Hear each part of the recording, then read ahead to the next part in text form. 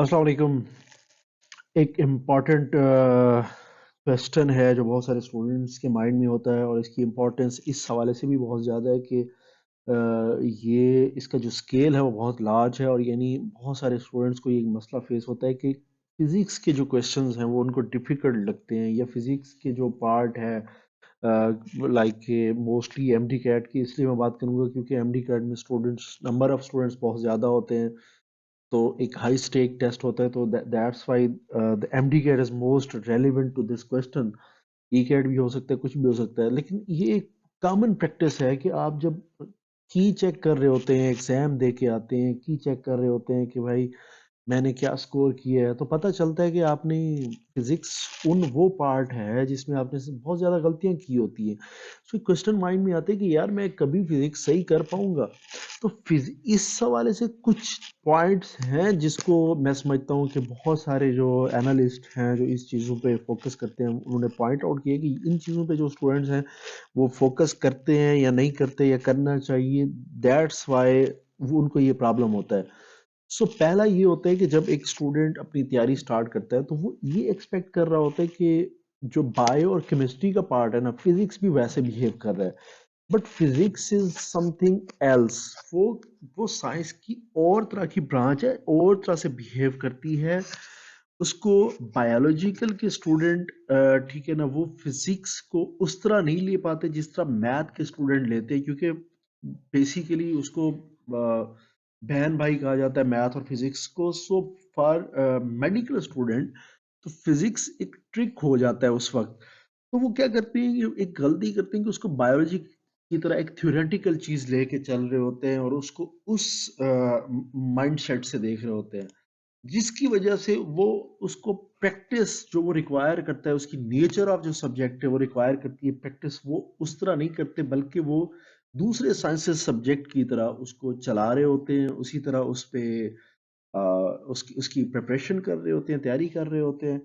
So by doing so they lack practice of many many questions जिनको बार बार करना चाहिए, बिकॉज फिजिक्स वो रटे वाली चीज नहीं बन जाती, बल्कि फिजिक्स एक मैथमेटिकल मॉडल पे बनी हुई चीज होती है, जिसमें जो प्रूव होता है, फार्मूले होते हैं, उसमें आपकी डेरिवेशंस हो गई, ये चीज़ें आपको समझनी होती हैं कि ये चीज़ कहाँ से निकल रही है, ये चीज़ कहाँ से स्टेम हो रही है।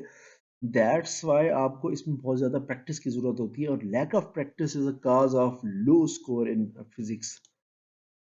एक और जो वजह होती है वो होती है फिजिक्स से डिसलाइकनेस, यानी डर होता है, कंफ्यूजन होती है, बंदा हिचकिचाता है कि यार ये मैंने नहीं करना, या बोरिंग लगता है कि भाई ये तो अजीब सा एक सब्जेक्ट है, उसको उतना टाइम नहीं देते। हमेशा याद रखें जो सब्जेक्ट आपके वीक हैं, इसका मतलब ये होता है कि आपने उसको ज्यादा टाइम देना है। लेकिन अनफॉर्चुनेटली जो हमें चीज पसंद होती है हम उसको ज्यादा पढ़ने की कोशिश करते हैं। We mostly start with the biology, यानी हम तैयारी बायोलॉजी से स्टार्ट करेंगे। नहीं, ऐसे नहीं होना चाहिए। You should have a spirit, energy, and motivation to start with physics जो आपको मुश्किल लगती है, to start with English, क्योंकि एग्जाम पॉइंट ऑफ व्यू से तो ये चीज़ ठीक है कि मैं बायोलॉजी से स्टार्ट करूँ। आई विल फील कंफर्टेबल जब मुझे सारे क्वेश्चन आ रहे होंगे, तो आई विल फील कंफर्टेबल, तो मुझे वो जो फ्लो है टेस्ट का वो मिल जाएगा। अगर मैं फिजिक्स से या इंग्लिश से स्टार्ट करूंगा, आई विल गेट स्टक, मुझे कुछ क्वेश्चन जब नहीं आ रहे होंगे तो आई विल गेट कंफ्यूज्ड, और उसका मेरे जो टेस्ट की परफॉर्मेंस है उस पर इम्पैक्ट पड़ेगा। लेकिन इन कंट्रास्ट जब आप तैयारी कर रहे होते हैं तब आप ये माइंडसेट मेंटालिटी नहीं रखते, बल्कि आप उसके उलट माइंडसेट रखते हैं कि मैंने वो चीज उठानी है जो मुझे डरा रही है, वो चीज उठानी है जो मुझे तंग कर रही है। सो मैं यही हमेशा कहता हूँ स्टूडेंट से कि वाई नॉट 100%। यार जब आपके जितने भी एमसीक्यूज हैं वो सारे फिजिक्स में सही क्यों नहीं हो सकते? हो सकते हैं, हो सकते हैं। ये माइंडसेट अब चेंज होना चाहिए कि भाई एक दो गलतियां तो होंगी, चार पांच गलतियां होंगी, नहीं ये नहीं है। आप पास्ट पेपर उठाएं, उसको क्रैक करें, एग्जामिनर की जो एमसीक्यूज बना रहा है उसकी मेंटालिटी को क्रैक करें, उसको समझने की कोशिश करें कि हाउ ही और she is designing your MCQs, और वो स्पेसिफिक जो टॉपिक हैं उसमें से वो क्या चीज डिराइव करके आता है, कैसे एक जो जिसको हम कहते हैं ना कि डिफिकल्ट क्वेश्चंस है वो बनते हैं, कैसे कॉन्सेप्चुअल क्वेश्चन बनते हैं। آپ کا کون سا، اگر آپ ریپیٹر ہیں تو آپ یہ دیکھیں کہ ریکگنائز کریں کہ پچھلے سال آپ کا کون سا پارٹ کمزور تھا، کون سا ایسا پورشن تھا جو اچھا ہو سکتا تھا، غلطیاں کیا تھی، اس کو نوٹ ڈاؤن کریں، اس کے نوٹس بنائیں، اس کی تصحیح کریں، اس کو درست کریں، پھر دیکھیں کہ آپ 100% لے سکتے ہیں یا نہیں لے سکتے، اور انشاءاللہ آپ اس میں 100% لیں گے. سو اب تک کے لیے اتنا بھی، اور اگر آپ کو یہ ویڈیو پسند آئی ہے تو لازمی اس کو لائک کیجیے گا اور چینل کو لازمی سبسکرائب کیجیے گا. تھینک یو، اللہ حافظ.